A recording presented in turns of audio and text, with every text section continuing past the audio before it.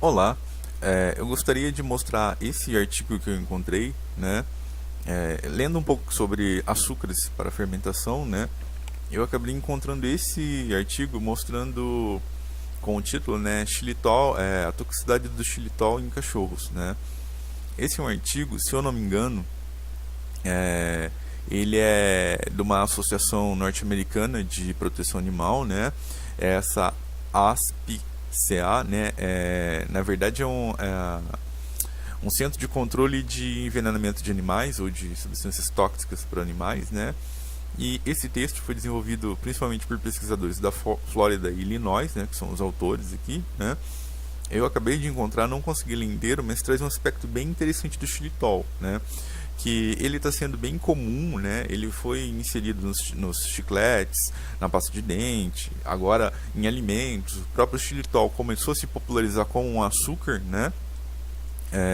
E tem ganhado bastante uso, principalmente nos Estados Unidos, mas eu acredito que acompanha o mundo todo, né? E aquilo, né? O xilitol, querendo ou não, ele não é um açúcar, né? O xilitol é uma molécula poliálcool com estrutura similar ao açúcar, né? Que tem um gosto que é doce, né? Não tão doce quanto sacarose, glicose e frutose, que são açúcares naturais, mas ele é bem similar. Ele está presente em algumas plantas, se eu não me engano, milho, mas assim, a quantidade dele é muito pouca, né? Já sabe-se do efeito laxativo do xilitol, né? Só que ele surge como uma opção para os diabéticos, né? Pessoas que têm que viver com ou que têm restrição glicêmica, ele é uma opção interessante. Só que, ao mesmo tempo, o xilitol não é natural. Você não encontra uma árvore de xilitol, você não encontra uma fruta de xilitol, uma planta de xilitol, né? A natureza, eu acredito que a natureza é muito sábia em não produzir coisas em excesso, né? E começa-se um excesso de xilitol, a ponto de o xilitol estar presente em vários alimentos e, ao mesmo tempo, né, pessoas que têm cachorros dão esses alimentos para cachorros, ou mesmo prepara alimento contendo xilitol e deixa o cachorro comer, né? E esse texto traz isso. Aqui ele fala, né, que as doses em cachorros, né, uma dose maior que 0,1 grama por quilo do animal, né? Ou seja, se eu tenho um animal de 10 quilos e ele comer 1 grama de xilitol, ele já corre o risco de desenvolver hipoglicemia.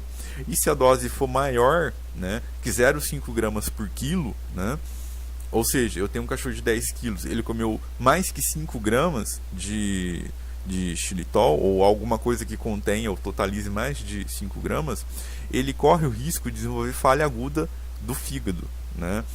E que mostra, né, ou relaciona-se diretamente com a hepatotoxicidade do xilitol.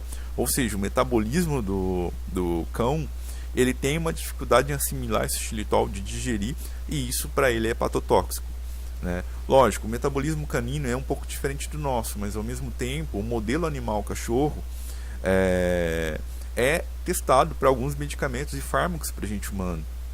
Então eu começo a pôr em xeque qual que é a segurança de se fazer o consumo do xilitol. Lógico, a gente pode pegar a informação, né, que o FDA, né, que é o departamento que regulamenta as drogas nos Estados Unidos, né, considera o uso do xilitol seguro para humanos. Ok, a Anvisa considera o uso do xilitol seguro para humanos. Só que, ao mesmo tempo, não há uma certeza, né? A gente não, na ciência não há nada, não há uma certeza absoluta, né? Tudo pode mudar. Há exemplo do medicamento talidomida, que foi usado por grávidas tanto no Brasil quanto nos Estados Unidos. Era um medicamento de referência, e depois de 20 anos ou 20 e tantos anos descobriu-se que ele causava deformações nas crianças, né? Isso pode acontecer com várias coisas. A dipirona, por exemplo, né, o efeito hepatotóxico dela hoje sabe-se, até um tempo atrás não sabia. Então são medicamentos que foram passando por restrições. O xilitol despontou muito rapidamente. E lógico, né, é um produto de grande aceitação, querendo ou não, né, o açúcar ele está incluído na nossa dieta moderna, o gosto doce, querendo ou não, ele faz parte do nosso dia a dia, né, e o xilitol vem para isso. Então, assim, eu mesmo não consumo xilitol, e começa a surgir alguns estudos que mostram o efeito tóxico do xilitol. Se eu não me engano, em pássaros também ele tem um efeito tóxico bem severo, né?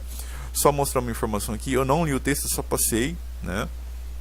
Mas uma informação que é o seguinte, nos Estados Unidos, né, esse texto é feito lá, né, mostra o número de casos de intoxicação de cães, né, com xilitol, né. E no ano de 2002 eles monitoraram de 2002 a 2008, ou seja, já faz 10 anos, né.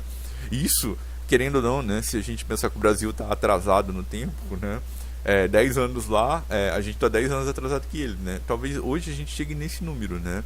Em 2002, esses autores, lógico, não tem como afirmar com certeza, mas os autores encontraram 2 relatos de intoxicação e foi aumentando exponencialmente a ponto de no ano de 2008 ter 2.500 casos, né, 2.512 casos de intoxicação com xilitol em cachorros.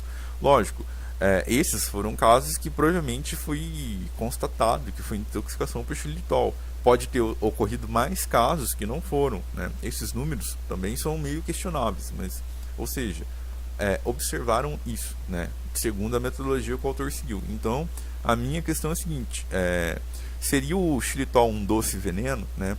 Vejo alguns nutricionistas recomendando xilitol e outros ainda têm pouca informação sobre o xilitol, né? Ao mesmo tempo, vejo médicos indicando o xilitol e outros abolindo o xilitol. Poderia citar um aqui que abole o xilitol, que é o Dr. Leir Ribeiro, né? Eu acredito que ele seja o mais famoso que é contra o xilitol. Eu vejo o xilitol como algo artificial, ou seja, se você toma aquele suquinho artificial em pó, você tomar xilitol, tudo bem, você está aceitando o risco, né? O xilitol, ele é uma molécula poliálcool, mas nesse ponto eu comparo como se fosse uma molécula de álcool. A gente sabe que tem um efeito nocivo no organismo. O xilitol, para mim ainda não está muito claro a nossa metabolização do xilitol. Eu acredito que para os bioquímicos e farmacêuticos isso seja bem mais claro, né? Como a gente metaboliza o xilitol, mas assim, quais seriam os efeitos colaterais? A gente sabe que se ingerir muito açúcar, a gente tem uma hiperglicemia, né? Enfim.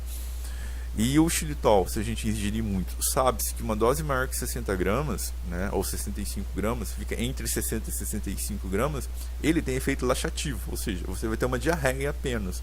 Mas qual é o efeito da exposição de xilitol por um longo período? Será que é hepatotóxico para a gente também? Isso, eu estou buscando alguns artigos, não tive tempo também para encontrar, porque eu estou para defender o mestrado, né? Mas fica a dúvida, né? Eu acredito que essas informações devem ser compartilhadas e discutidas, né?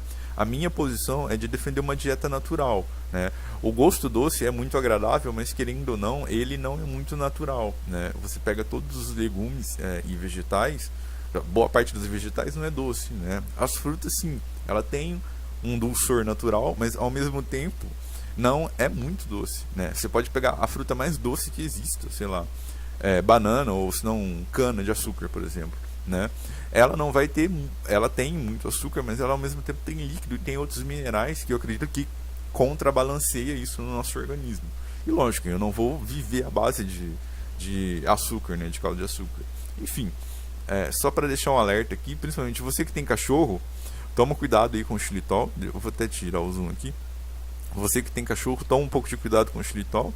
E quem consome xilitol também, é bom tomar cuidado e ao mesmo tempo buscar informações, né? Só deixar isso. Vou postar esse texto ou o link, né? Vou ver se eu consigo encontrar e vou postar no blog. Eu vou fazer uma postagem com esse vídeo, né? O link do blog sempre fica abaixo do vídeo, né? Quem tiver interesse pode olhar lá, né? Tem várias informações aleatórias, mas tá aí um artigo que eu acabei de encontrar e achei interessante.